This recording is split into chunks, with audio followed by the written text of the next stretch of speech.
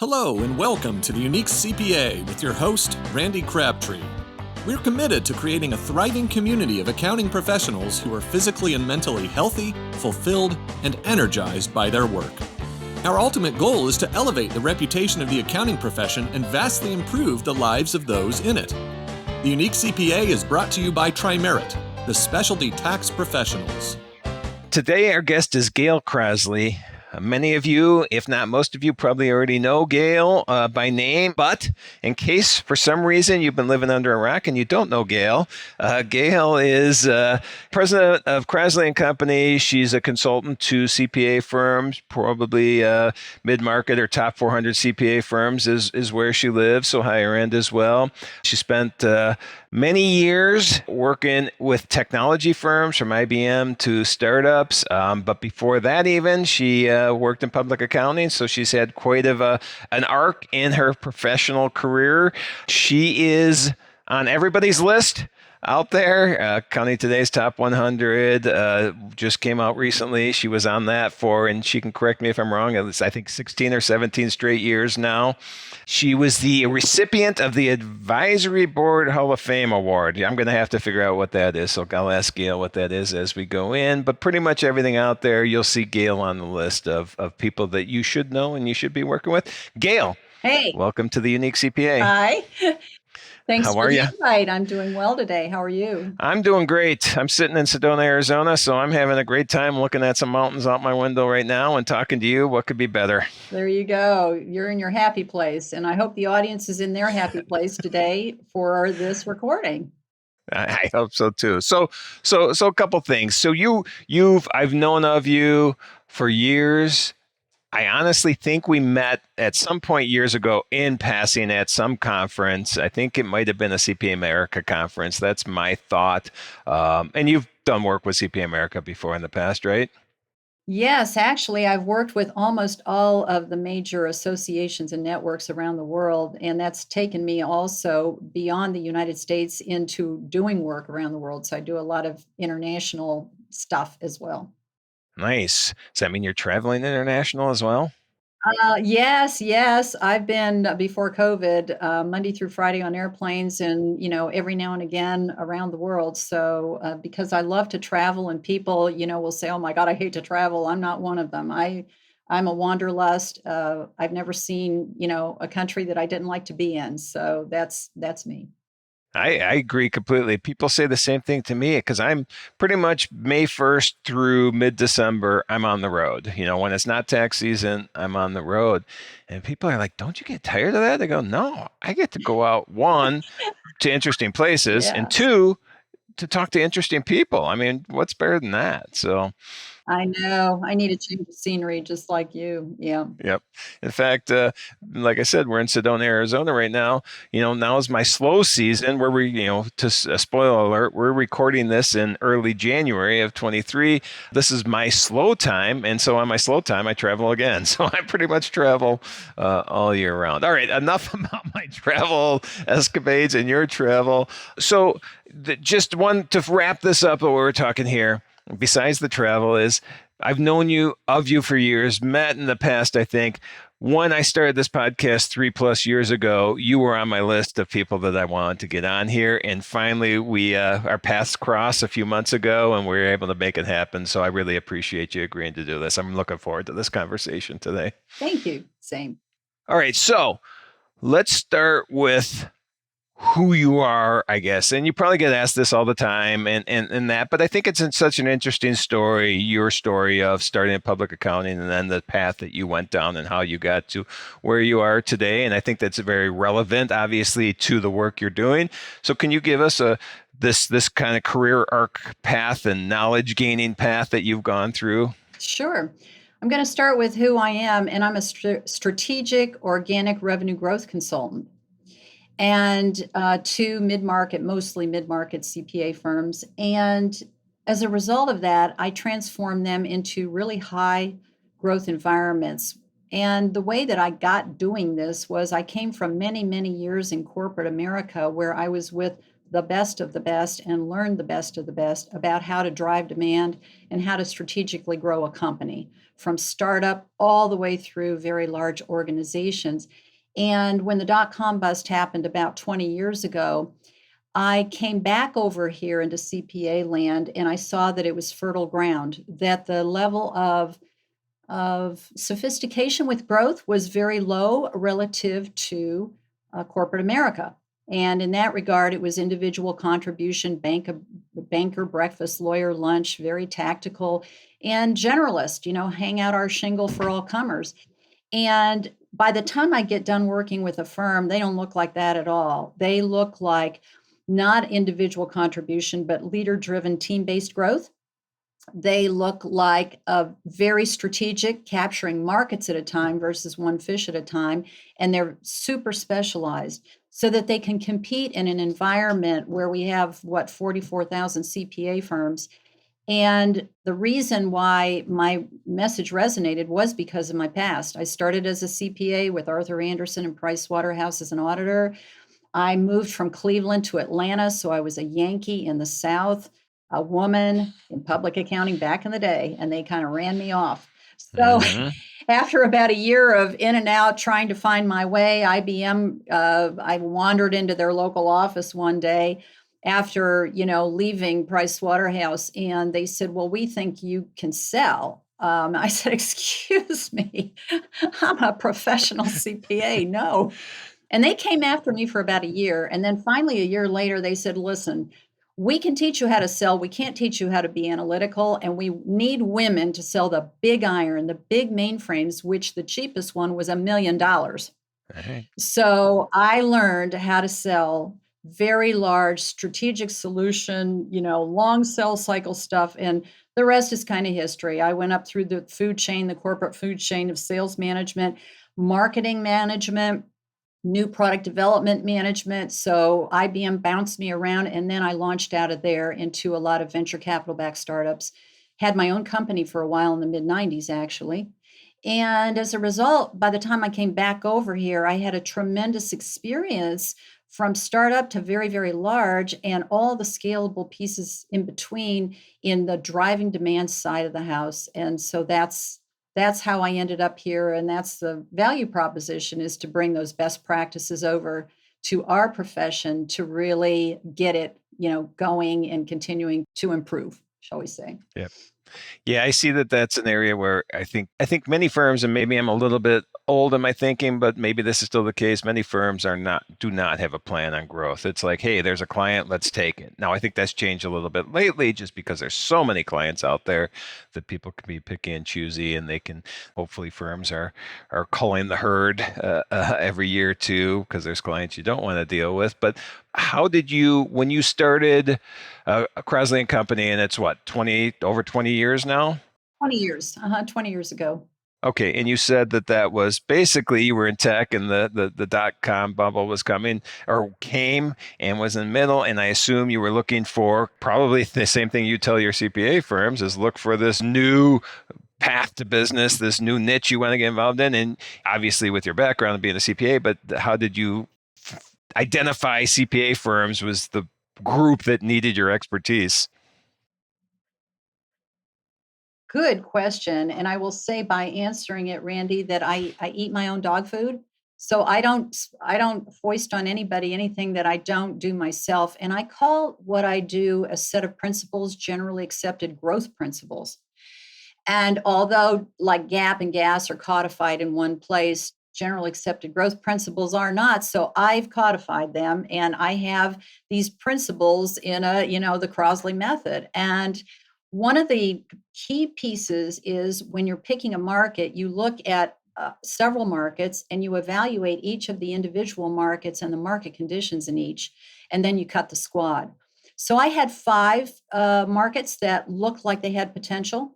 And I evaluated all 5, and the CPA firms kept coming up on the list of the final candidates. And finally, the other one that I looked at that came up on the finalist list was law firms. And there was no question that the CPA firms had great market conditions. And why do I say that? At the time, they were moving from something called the product life cycle from stage 2 to stage 3. And the product life cycle is a very important principle about what you do when a market is young versus it's going gangbusters versus it's maturing out versus it's a fat cat, shall we say. And I saw that firms were moving, or this market was moving from stage 2 to stage 3, which requires a higher level of sophistication because there's lots of more competitors. And so as a result of that, I kept going down the path of evaluation. I launched my first early adopter, which was a $5.5 million firm in Atlanta. And I used the early adopter to get to the next step, which is the early majority. And so using that concept, I kept going down the road.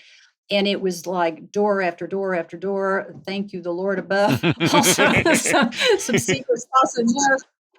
But it just, the doors just kept opening, and it was absolutely clear this is where I should be. So, and that's what what I teach my firms. And it appears, just in hearing you talk, it is a passion, and following your passion is awesome too. And I think it seems like you learned that passion and found that passion many years ago, and that's awesome to see. I would assume you agree? Yes, but it did take many years to find the passion. Yeah. Like this was not like a lot of people in their road to success, their road to what they love to do. And success in my mind is you love to do it, you're good at it, you can do it, with your eyes closed. It's your God-given gifts. And a lot of people never find that. But I say that my word of advice is to continue to pursue that, because when you find it, you will know. Oh, yeah. You do it. I don't want my clients to hear this. You do it for free, right? Yeah, exactly. But but you can't do it for free, but you would. You would. Oh, I agree completely. I probably 5 years ago now, or it took me about 2 years, but later in life, I found my passion, and it is like I do not work a day in my life right now. I just haven't. Look at what I get to do. I get to sit here and talk to you. I mean, what could be more fun than that? Right. So, right. Yeah. So, right. So finding. Back at you, guy. Back at you. Yeah, finding your passion is awesome, but it doesn't happen overnight. So, like you said in my story as well. But all right, so you mentioned that the generally accepted growth principles, which I think is awesome. Where we got GAP. Oh, there you go. I just looked at the initials, and so I think that's great. Obviously, working with firms too, because they like processes and procedures and principles and methodologies to be put in place. Do you want to go over that? What are these generally accepted growth principles and how you instill them into these firms you work with? Sure. I'll just give you a couple of them, because just like GAP and GAS, there are several, right? Mm-hmm. And I remember studying for the exam that we had to memorize them, and that was painful. We had mnemonics and acronyms and all that stuff. I can't even remember that far back. I have no idea what they were. You know what? I took the Becker CPA course, and I can remember I go sick prepo and tipsy wacky. Those were the two mnemonics. I can't even remember that. Oh, so yeah, well, we both know and love Becker, and thank God for them, right? I actually took it. Sorry, Gale. I took Becker because I wanted to learn what they were doing, but two, I needed more hours before I could sit for the exam. I don't have an accounting degree, and I needed more hours, and Becker counted towards the hours. And so I figured, all right, I'm prepping for the exam, and I'm getting my hours, so I can go in there and sit for it. So I interrupted. Go ahead. Well, I've got a little story to tell you here, is that I got a scholarship when I was a senior, and they gave me college credits for taking the course while I was in college still, and I sat for the exam before I graduated. Oh, nice. So I did the same thing you did. We did it together, right? Right.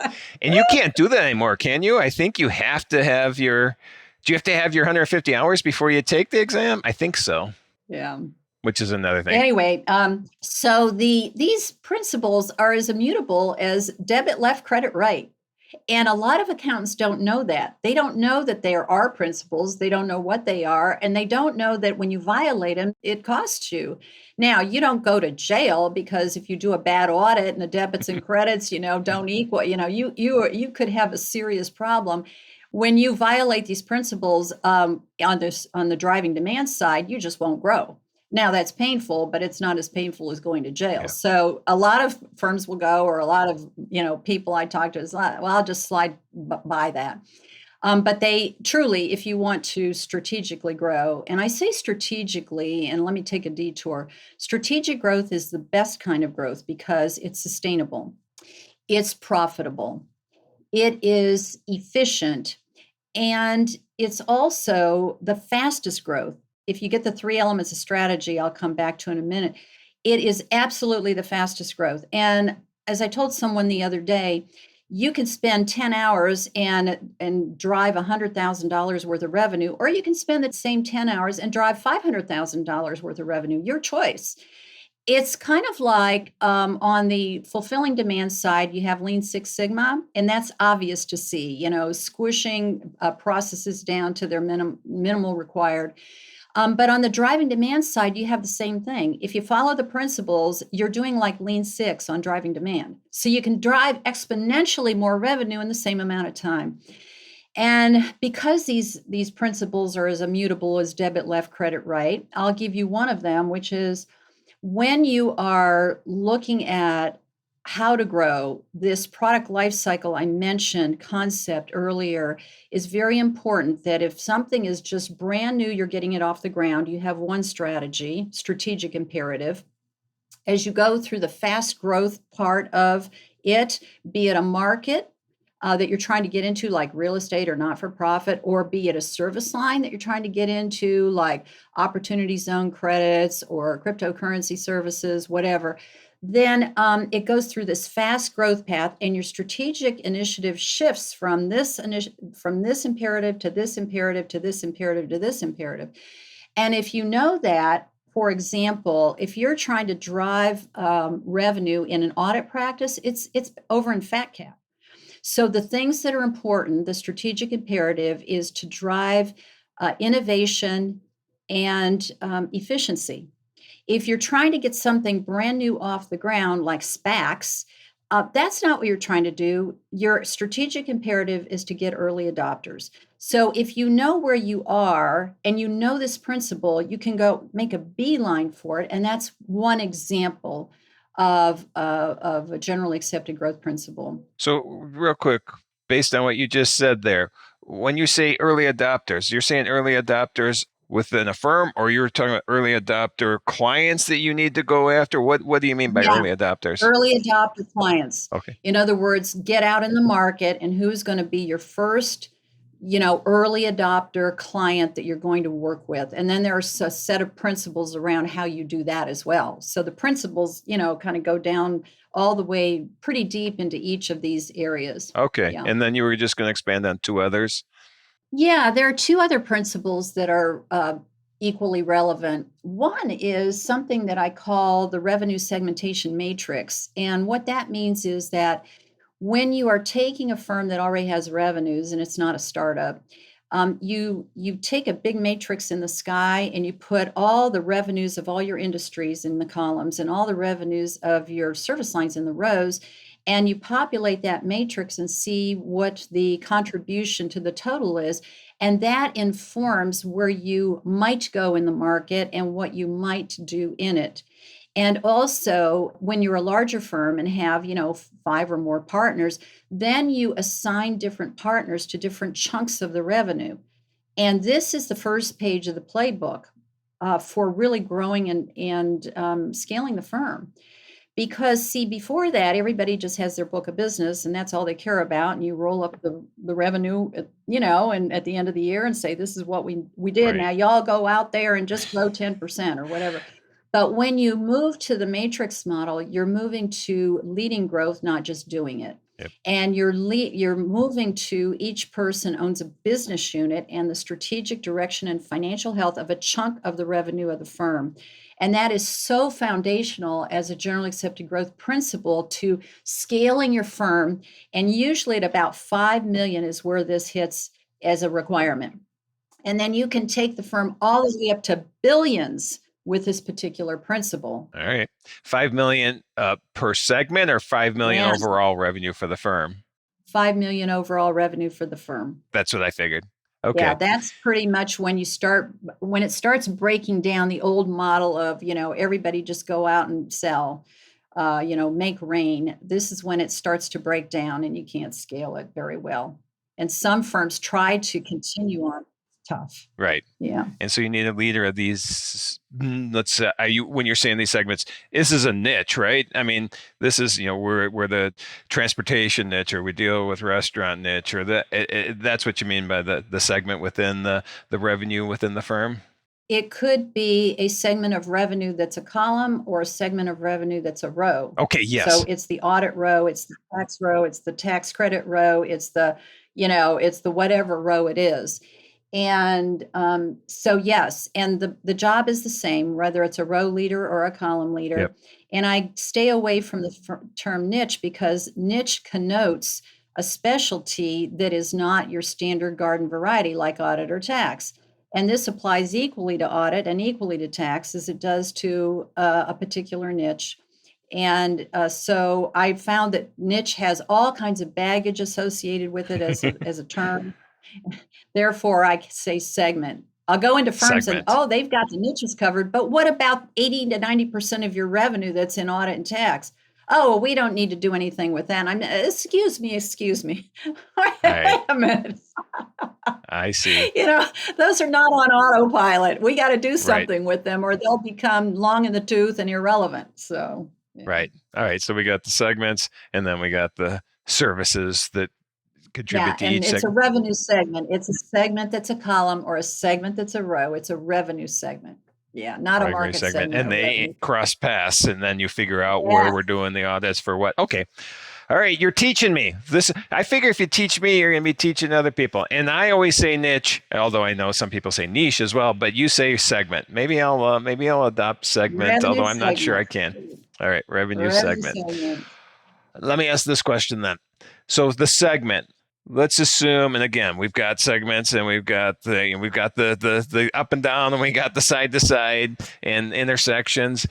And when you're going in and you're looking at this and seeing where revenue is coming from and where it should be and what the profitability is and everything that you're analyzing there, is there a point where you go in and you say, hey, you have this segment, but look at what it is. This is not, there's no profitability here. You're not doing well in here. You don't have any expertise in here. Do you go in and say, hey, let's dump this segment? Or is that something that happens? Yes, certain things matter and certain other things don't. Like what matters is are you profitable, but what doesn't matter is do you have any expertise? That's not relevant. Which is like, what? What do you mean?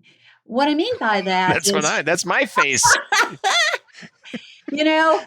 Yeah. When socks came out, Sarbanes-Oxley, none of my firms had any talent in it at all, right? Right. In cryptocurrency, nobody had any talent in it. ESG, nobody has any talent in it. That's not a market condition. So my point about this is you step back from the matrix and you say, okay, our industries are the columns, our service lines are the rows. You step back and you say, okay, now where do we go?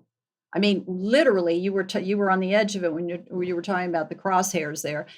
Where you go is where the market conditions are best. It has nothing to do with what we're good at or want to sell. The market doesn't care what we do, and the market doesn't care what we want to sell.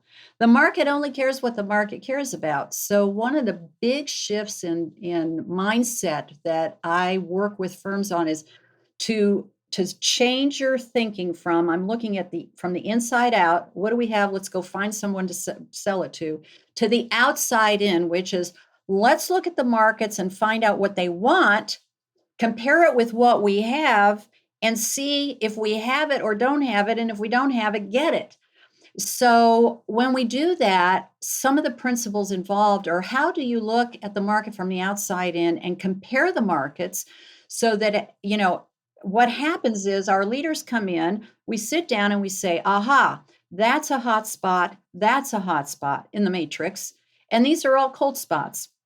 So the hot spots are the intersections of an industry and a service line where the market conditions are excellent. Yep. So maybe we have 4 hot spots in the matrix, and that's where we put our resources now. That's where we put our focus and our time and our energy and our financial resources. And we have everybody on the same page because now we're a football team.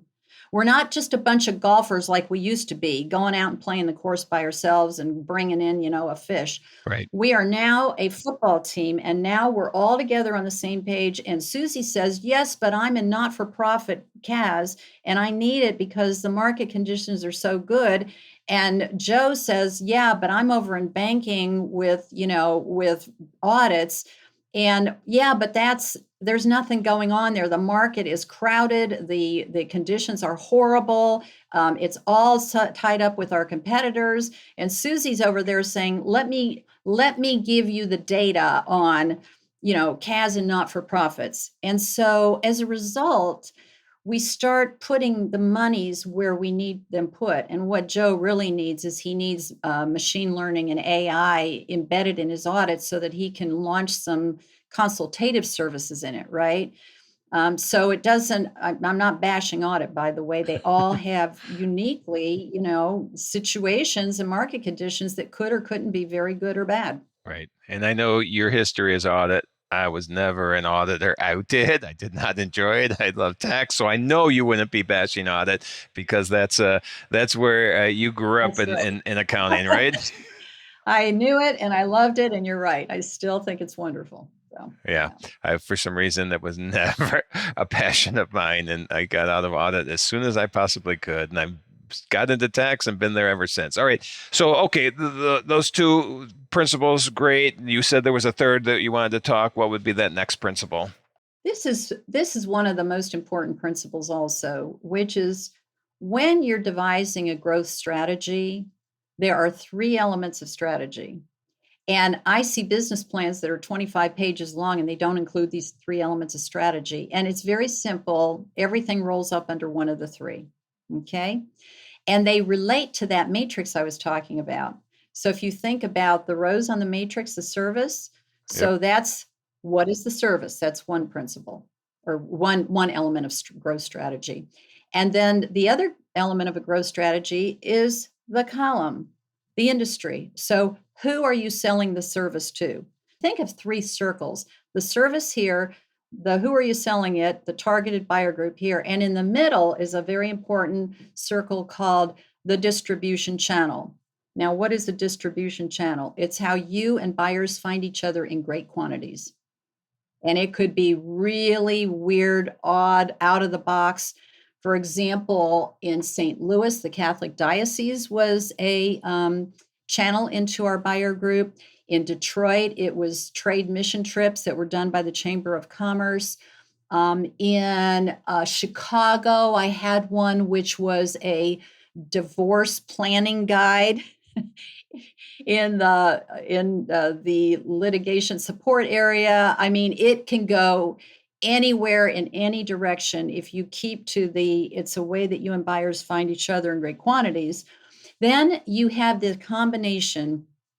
Think of a combination lock where you have 3 digits on it: the service, the channel, of the target, 10, 15, 22. And that is the service, the channel, and the target that is unique for that row and column, intersection. And what happens is that when you find these elements of strategy, SCT, service, channel, target, that's when you unlock the safe of strategy and revenue starts flowing because that is the framework for it. And when I go into a firm that they don't have any of this, by the time I'm done, we may have 5, 10, 20, I don't know how many combinations, but we know what the strategic combinations are not. If you're 1 digit off, you won't grow. So if it's not a 10, 15, 22, well, maybe you thought it was a 9 and it's not a 9, it's not 11, it's exactly a 10. They want cash management services and their restaurant chains. And the way you get into them is through, the National Restaurant Association. And what you do with the National Restaurant Association is you don't do a booth and then, go sponsor something. That's tactical. We have channel alignment, which is another whole, we don't have time for that today. But the point about it is it's service channel target. And if any of you see my website, crosley.company.com, you'll see right on the homepage, or maybe it's the first tab, one of my clients saying SCT drives what they do. It drives the growth of their firm. and they got it. It's like, okay, I got it. It's like debit left, credit right. So I want to expand on that real quick, but before I do that, I'm going to go into a story of what one thing we did, and I want to get your opinion on this. And it's similar to what you just said. But when you're in there and you've got this matrix and you're looking at things, do you find that we doesn't matter if we have this expertise in this industry or this service, but this is an area where there is growth, we should look at adding this service or adding this industry? Is this something, or we just have an employee that's so passionate about this industry, let's because it intersects with some of our services, let's bring this industry in? Is that part of this consulting you do when you go into firms? Yeah, Randy, and it happens all the time. And Okay. that gets me to something else. I always have models, and think of a three-legged stool. And strategic growth is the seat. Yep. There are three functional elements: marketing, sales, and what you're talking about, which is innovation. So innovation is part of it always. Okay. And sometimes you don't have to innovate very much. You just have to customize what you do for a particular buyer group. But sometimes the evidence from the market input is so compelling that you must evaluate it. And in your world, for example, a few years ago, opportunity zone credits, right? Yep. OZ credits came out, and I was working with firms on evaluating it. And it turned out that they were very popular in certain geographies and not so much in others, and very popular in certain industries, right? And not so much other. And that was a perfect example of the intersection of, we have an OZ credit potential, that's a row, and we have no revenue in it today. So we had zeros across the line. But we had about 8 industries, and we looked at every single industry and said, aha, that's the industry. And so that was the hot spot, that was the intersection. And now we launched OZ credits. This was a firm of mine in Kansas. And the conditions were excellent in Kansas for OZ credits. And it was in a particular one or two, industries. And so that's a great example of how that happened. Let me give you our example then and tell me if I'm on target here. A year, where were we? 2 years ago. 2 years ago, in fact, my 2-year anniversary of this is in 2 days. Big changes that happened in the employee retention credit. Now, we're a specialty tax consulting firm or service firm, and this was a brand new service. I think I got that right. Yep. Because ERC, we didn't do it before. We didn't. Yep. And as a side note, anybody listening knows that I get on my soapbox a lot about employee retention credit because there's so much misinformation out there on that. And I think everybody understands at this point we're a firm that does this correctly.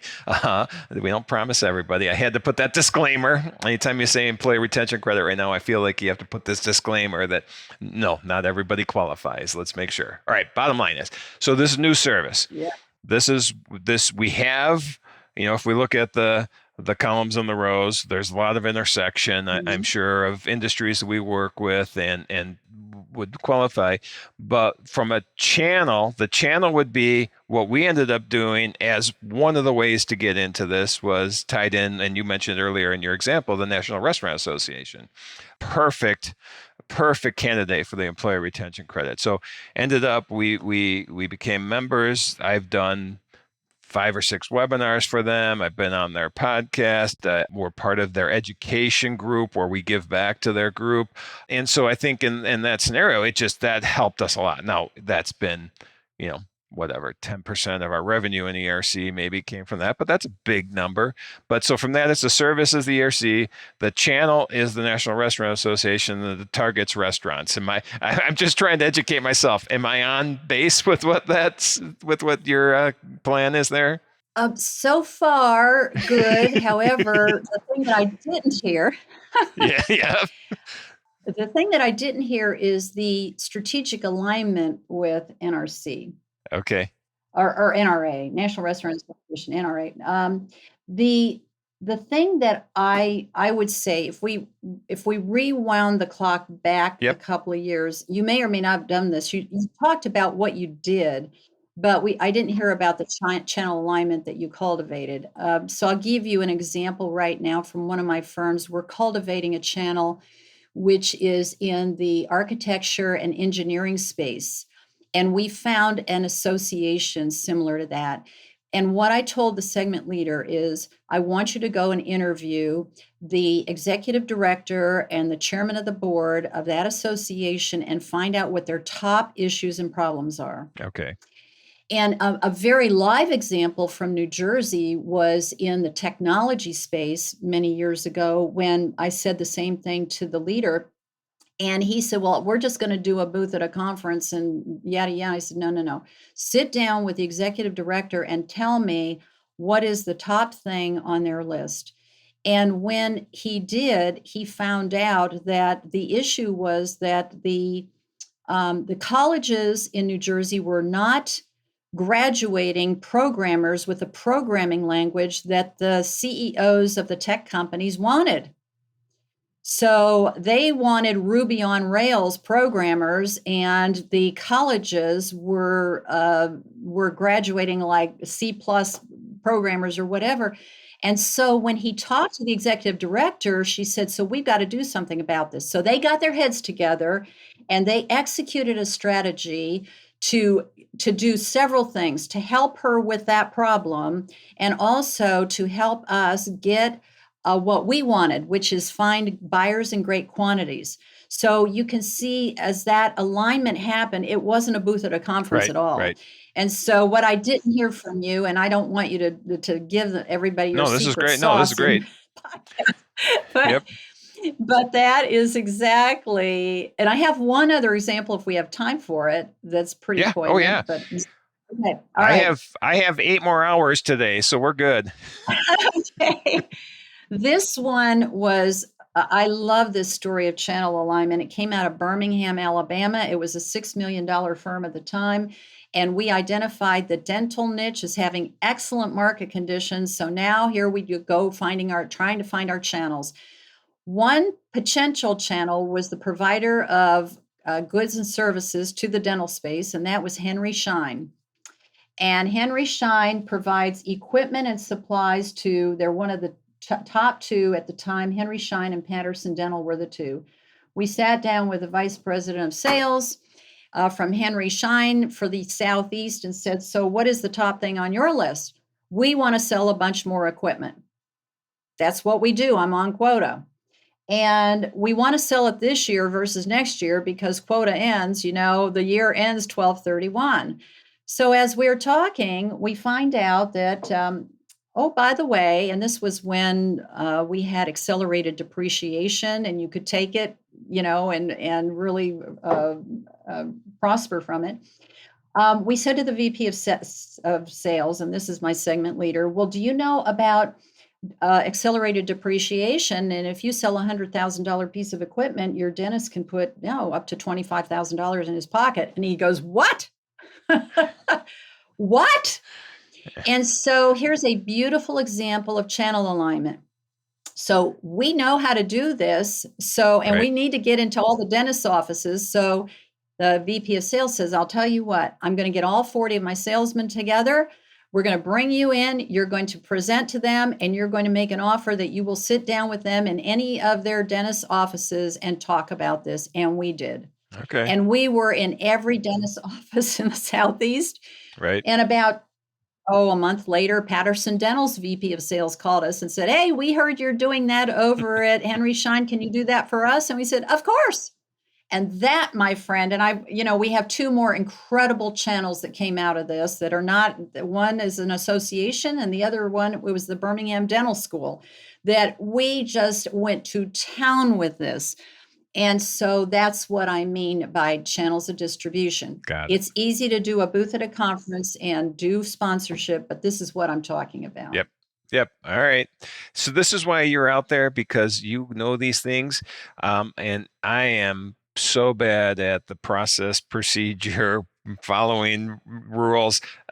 And that's why everybody else in our company does that. And I just get to go freelance. So you'd probably say, hey, we need to get rid of Randy when you came in and looked at our the way we handle things.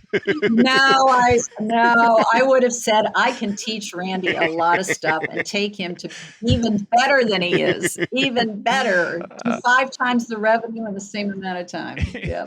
And I believe you actually could. It's a matter of if I will listen or not. That's where we might have a problem. That is true.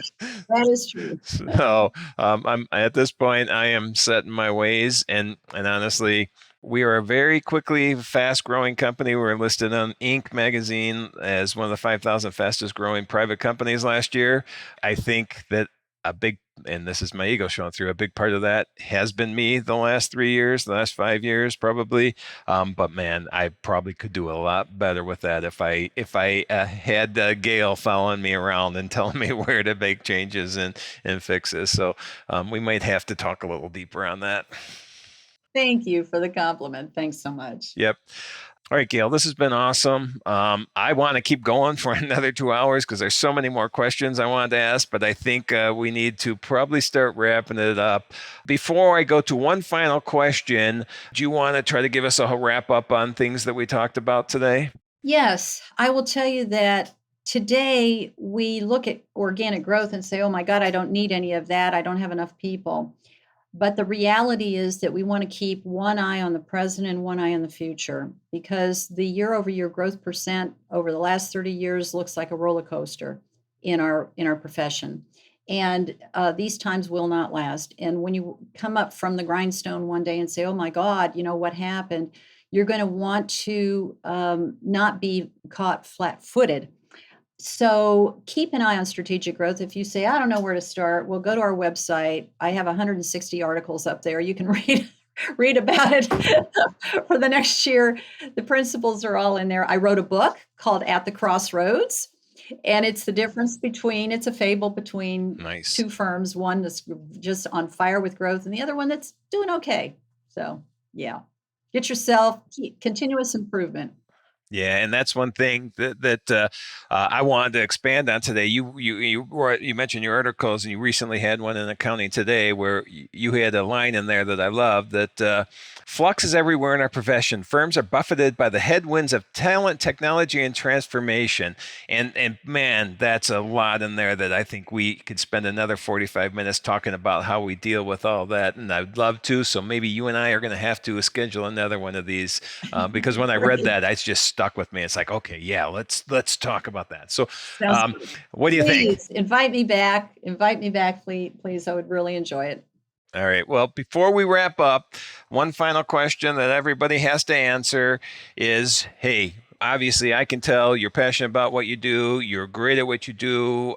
The success, I think, probably speaks for itself. You probably have a bunch of stories that you can show and talk about with what you're doing and how that passion helps. But besides the passion for what you do business-wise, what do you do outside of work that you just love doing? What's your free time? What do you keep your mind sharp by not having to think about growth strategies all day long? Well, my passion is athletics. I'm an athlete, and my husband says I'm an athlete in my mind, but I really am an athlete. I love to run. That's my favorite passion of all. I love to swim. I'm a golfer. I do Pilates. In my repertoire is snow skiing and water skiing, but I have to cut the squats. So basically running is number one. Swimming is in there as number two. And my constant challenge is which sport do I want to engage in today? So yep. I love that. And when I have time in the future, I'm a classical piano player. And wow. So I've got 2 pianos at home. And so I tickle the ivories every now and then when I'm at home and have time. Wow. Okay. That's great to see. So far, there has not been one person I've asked that question that does not have a passion that's outside of work. So I'm glad that you have that. There's one person that I don't know how he has time to have a passion outside of work because I think he works nonstop. But that's great to hear all those things. All right, before we let you go, and I think you mentioned it already, but let's get a final if people want to get more information, with the 160 articles or look you up on, LinkedIn or your website, where can they reach out to you?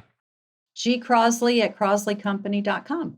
That's easy enough. And I assume the website is the extension on the email there, and probably is LinkedIn something that you use a lot, or? Yes, absolutely. All of the above. So they can find me in those places. All right. Well, Gale, I really appreciate this. Like I said, this has been 3+ years in the making in my mind. So I'm glad my idea of having you on came to fruition. And you reached out to me on another subject. So I was glad when you did, because this was great. I had a great time today. Thanks, Randy. I did too. And thank you, audience, for your listening, having your ears on this podcast, and we appreciate it. Thank you for joining us today on the Unique CPA. You can find the show notes for today's episode and learn more about TriMerit at theuniquecpa.com. Remember to subscribe and leave a 5-star rating on your favorite podcasting app. And join us next time for more expertise and insights on the Unique CPA. Professionalproductions.net